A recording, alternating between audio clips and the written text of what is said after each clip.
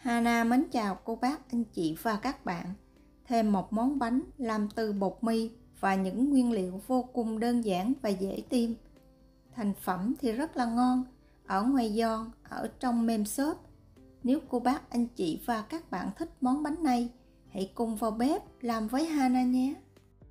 Trước tiên, để chuẩn bị phần bột thì mình sử dụng một cái trứng gà, cân luôn cả vỏ khoảng 52 gram. Thêm vào 8 gram bột nở, 2 muỗng canh đường cát, sau đó đánh cho hỗn hợp trứng và đường khoảng 1 phút.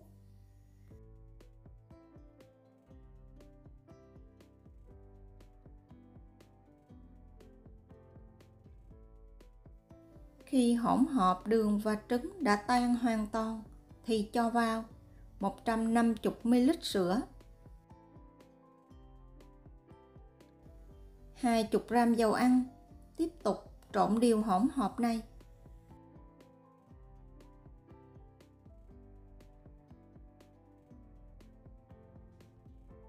Bột mì thì Hana sử dụng 300 gram bột mì đa dụng. Thêm vào 1/2 muỗng cà phê muối giúp cho bánh đậm đà hơn.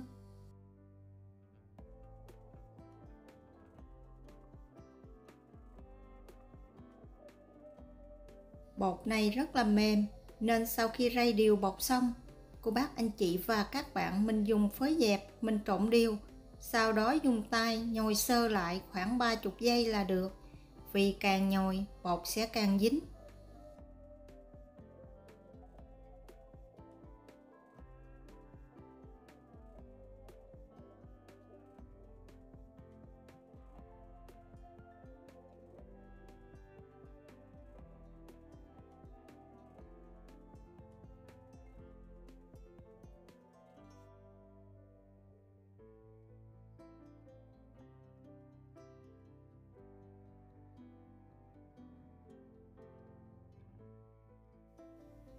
Thoa một ít dầu ăn chống dính lên đều mặt bột, sau đó bọc kín lại và để bột nghỉ khoảng 15 phút.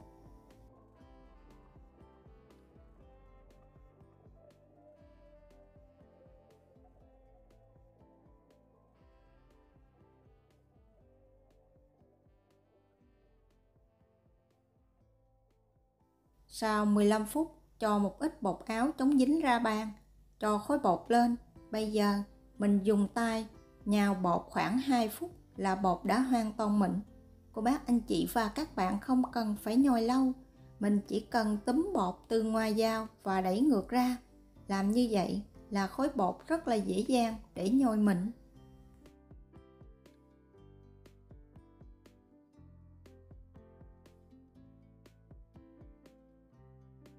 Khối bột sau khi nhồi xong rất là mềm và dẻo, nhưng mà không có độ co giãn và độ nở của bột, nên khi chiên bánh dễ bị cứng. Vì vậy bây giờ mình sẽ bọc kín khối bột lại để bột nghỉ ít nhất là 1 tiếng.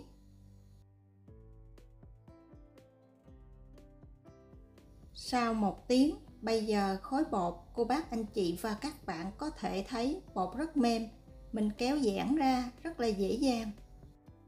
Mình sẽ dùng mè để chống dính phía dưới, vì nếu mà mình dùng bột sau đó dùng mè chống dính phía trên, khi chiên xong mặt bánh không được đẹp, nên vì vậy Hana sẽ dùng mè rải phía dưới để chống dính. Trước tiên mình sẽ đặt viên bột xuống, áo đều phần mè, sau đó lấy lên và tràn đều mè ra một lần nữa. Làm như vậy khi mình cán, khối bột không bị dính xuống mặt bàn. Dùng tay kéo nhẹ khối bột ra, sau đó mình sẽ rải một ít bột áo lên mặt bột để chống dính và dùng cây cán bột, cán mỏng khoảng 0,5 tới 0,7 cm.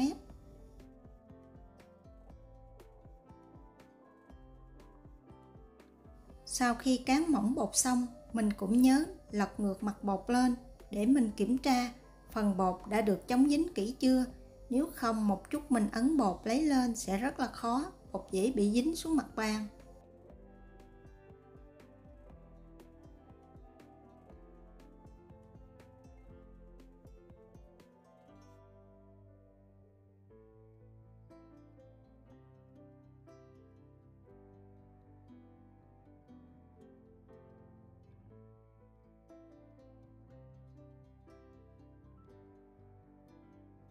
Nếu mà mình có dụng cụ cắt giống như của Hana thì mình nhớ áo một lớp bột để chống dính, sau đó cắt bột. Nếu không có, mình có thể lấy miệng ly mình làm cũng được. Dụng cụ cắt bột của Hana có đường kính là 7 cm. Mình sẽ cắt bánh theo hình lưỡi liềm, đừng dày quá, cũng đừng mỏng quá, không được đẹp mắt. Khi cắt bột xong, mình cũng nhớ để mặt có lớp mè chống dính phía dưới. Và cứ tiếp tục làm như vậy cho tới khi hết tấm bột mà mình vừa cán.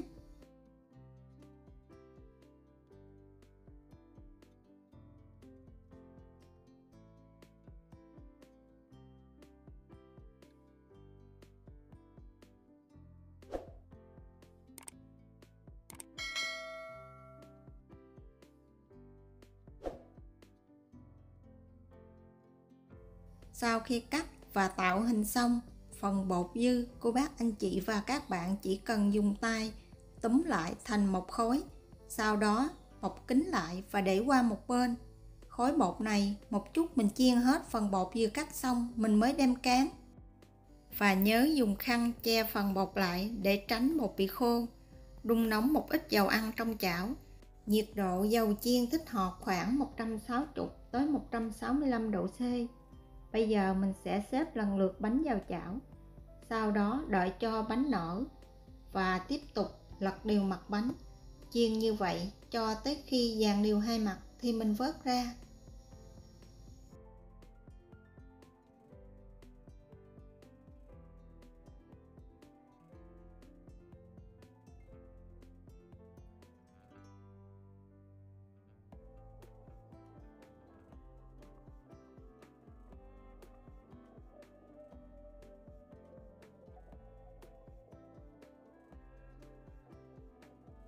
Sau khi chiên hết phần bánh mình cắt lúc nãy thì phần bột còn dư bây giờ mình mới lấy ra và cán mỏng, sau đó cắt bột tạo hình và đem đi chiên. Nếu lúc nãy mình cán luôn và cắt bột đem đi chiên, phần bột này co lại khó cán và bột bánh chiên cũng không được nở ngon, vì vậy mình phải để cho bột nghỉ. Và đây là thành phẩm bánh của Hana sau khi chiên xong. Bánh có hình lưỡi liềm rất là đẹp mắt. Phần mặt bánh có lấm tấm những hạt mè rất là thơm ngon. Cô bác anh chị và các bạn có thể nhận thấy phần bột bánh bên trong rất là mềm và xốp, bên ngoài rất là giòn, có vị mặn ngọt vừa phải, ăn rất là ngon.